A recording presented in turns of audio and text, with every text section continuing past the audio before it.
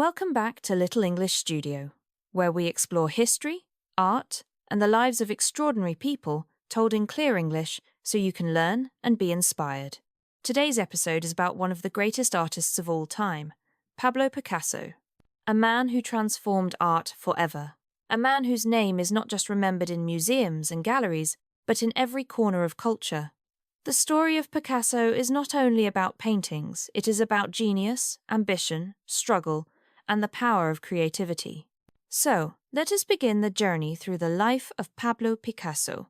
Pablo Diego José Francisco de Paula Juan Nepomuceno Crispín, Crispiniano María Remedios de la Santísima Trinidad Ruiz Picasso. This was his full name, a name as long and dramatic as the life he would live. He was born on October 25, 1881, in Málaga, a city in southern Spain. His father, Don José Ruiz, was a painter and an art teacher. His mother, Maria Picasso, came from a family with Italian roots. From the very beginning, Pablo was surrounded by art. Legend says that his first word was piz, short for lapis, the Spanish word for pencil. Before he could even speak full sentences, he was already drawing. His father noticed his extraordinary talent. By the age of 7, Pablo could already draw better than most adults.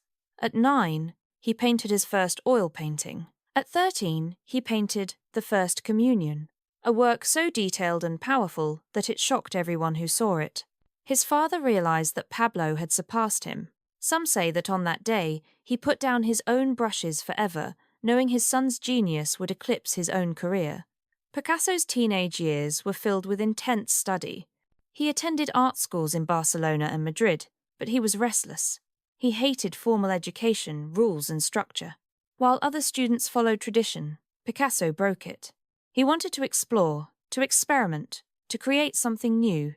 In Barcelona, he found friends among writers, poets, and anarchists. He spent long nights in cafes, debating politics, philosophy, and art. He was young, passionate, and hungry for life. By the age of 19, Picasso left for Paris, the heart of the art world. Paris in 1900 was alive, with energy filled with painters, musicians, and revolutionaries. It was the city of light, of creativity, of possibility, and Picasso was ready to conquer it. But Paris was not easy. Picasso was poor, living in small, cold rooms, sometimes without food. He painted with whatever materials he could find. During this time, tragedy struck. His close friend Carlos Casagemas, heartbroken over a woman, took his own life. Picasso was devastated. He fell into deep sadness. His paintings turned dark and cold, dominated by shades of blue and green. This became known as the Blue Period, 1901–1904. His subjects were beggars, blind people, prisoners, mothers with starving children. His art reflected loneliness, despair, and human suffering. Works like The Old Guitarist captured the pain of life in a way that touched everyone who saw them. The Blue Period was not popular with buyers. It was too sad, too heavy. But it revealed the soul of Picasso, and it showed the world that he was not just painting beauty, he was painting truth. After several years, Picasso's mood began to change. Love returned to his life, and with it came warmth and colour. From 1904 to 1906, he entered the Rose Period. His paintings were filled with pinks, reds, and warm tones. He painted circus, performers, acrobats, and clowns, people living on the margins of society, but now shown with tenderness and charm. This period revealed another side of Picasso: joy, love, and poetic imagination. He was no longer just the painter of sadness, he was the painter of life in all its shades. In 1907, Picasso created a painting that shocked the world, Les Demoiselles d'Avignon. 5 women, painted with sharp angles, distorted faces, and African mask-like features. It was not realistic.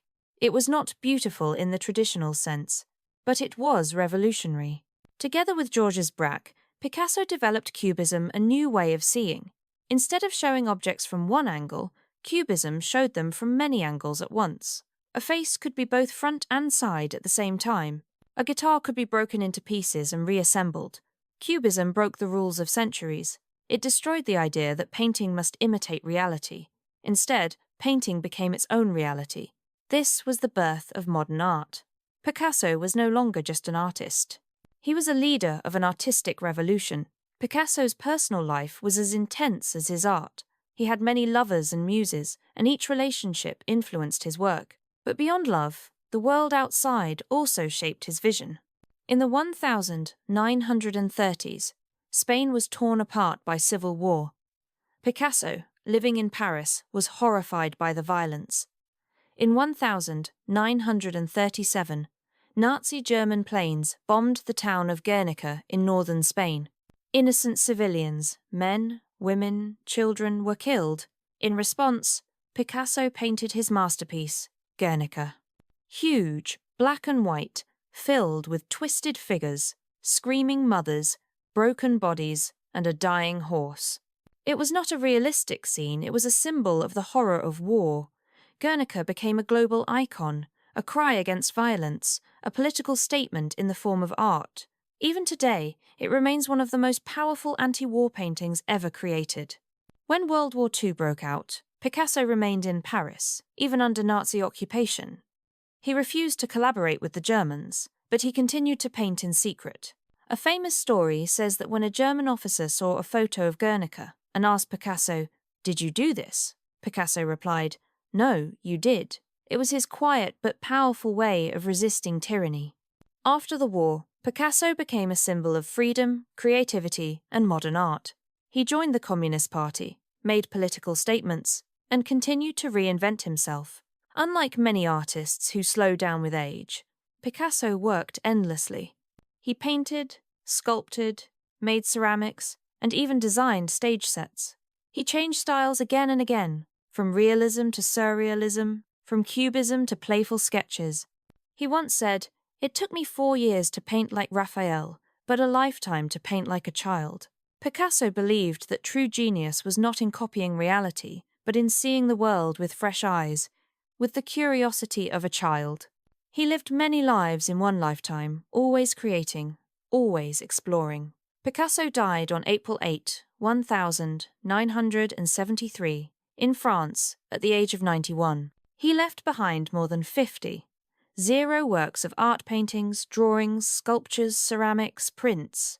No artist in history has been so productive, so varied, so influential. His name has become more than just an artist's name.